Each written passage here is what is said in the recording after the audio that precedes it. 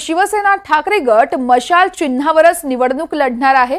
आगामी विधानसभा निवडणूक मशाल चिन्हावरच ठाकरे गट लढणार आहे। यावेळेस मशालची साधर्म्य असलेलं चिन्ह वगळण्याची विनंती करण्यात आली आहे। ठाकरे गटाची निवडणूक आयोगाकडे पत्राद्वारे ही विनंती आहे। त्यामुळे येणाऱ्या विधानसभा निवडणुकीत शिवसेना ठाकरे गट मशाल चिन्हावरच लढणार असल्याचं कळतंय। आगामी विधानसभा ही मशाल चिन्हावरच लढवणार आहे।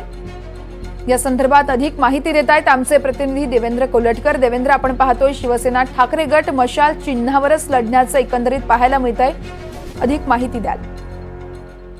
वर्षा, आपल्याला माहिती आहे की आगामी विधानसभा निवडणुकांच्या दृष्टीने आता राजकीय पक्ष जे आहेत ते वेगवान कामाला लागलेले आहेत आणि त्यातच आपल्याला माहिती आहे की कालच ठाकरे गटाचा एक महत्त्वाचा मेळावा जो आहे तो मुंबईतल्या वांद्रे इथे पार पडलेला आहे आणि जी आपल्याला माहिती मिळते त्यानुसार आगामी ज्या निवडणुका आहेत त्या मशाल चिन्हावरतीच लढवल्या जाव्यात। कारण आपल्याला माहिती आहे की लोकसभा निवडणुकीमध्ये चिन्हावरून मोठा गोंधळ झाला होता।